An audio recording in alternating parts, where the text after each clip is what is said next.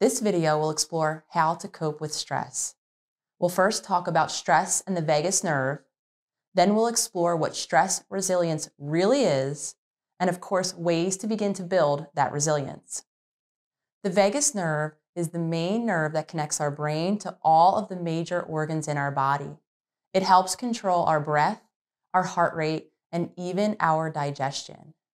When the vagus nerve is activated or not, it shifts us either into our sympathetic response, otherwise known as fight or flight, and this happens anytime we perceive a threat in our environment.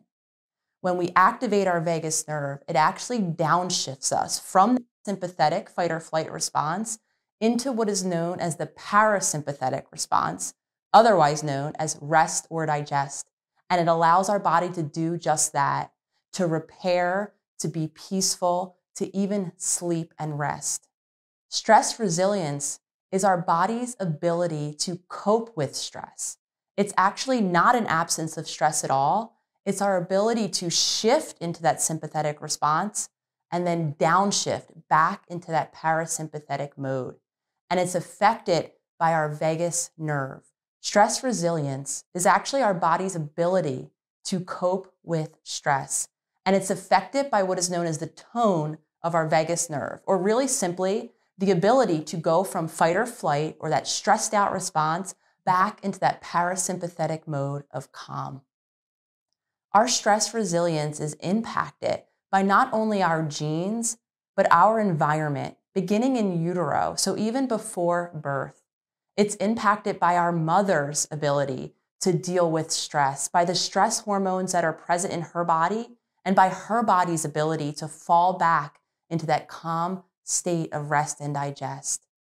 Once we're born, our ability to cope with stress also has to do with our parent figure's attunement to us. When we are in that fight or flight mode in childhood, in infancy, we need another human body, nervous system in particular, to help our body, our nervous system regulate, to help us go from fight or flight back into that parasympathetic calm.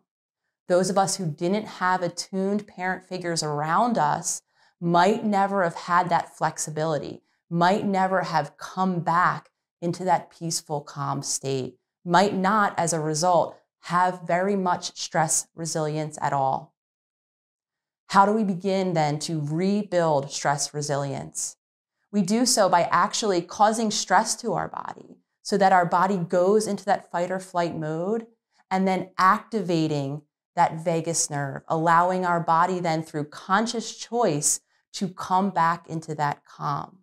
Stress resilience is built the more times we experience a little bit of stress, not overwhelming stress, of course, a little tolerable amount, and then we bring our body safely back into that parasympathetic mode by activating our vagus nerve.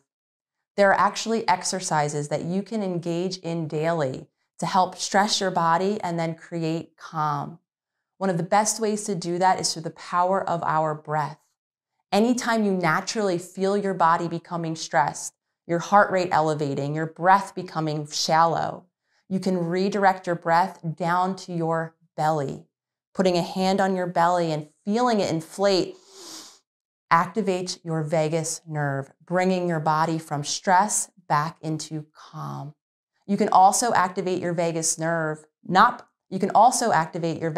through breath by elongating your exhalation, which simply means if you're breathing in for 1 second, breathe out for 2, or in for 3, out for 6. The longer and slower the exhalation, the more you're activating that vagus nerve. So again, going from stress into calm and creating that resilience. Another way to build stress resilience is through activity or exercises like yoga. Yoga is so powerful because a lot of the poses actually stress your body. I know when I'm doing yoga and I'm in a particular pose, I feel my heart rate begin to increase.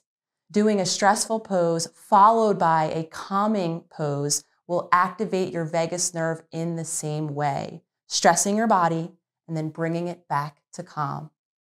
Another way to build stress resilience, though for a lot of us, it's a way that is very uncomfortable, is through cold therapy. If you live outside in a cold climate, going outside and allowing your body to become stressed by the cold, or turning your shower to cold, that too will stress your body, activating your sympathetic or your fight or flight response. I know for me, my heart rate begins to increase in those moments. Using that long, deep exhalation or the belly breath will help then bring your body back into calm. Stress resilience is built when we actually stress our body out.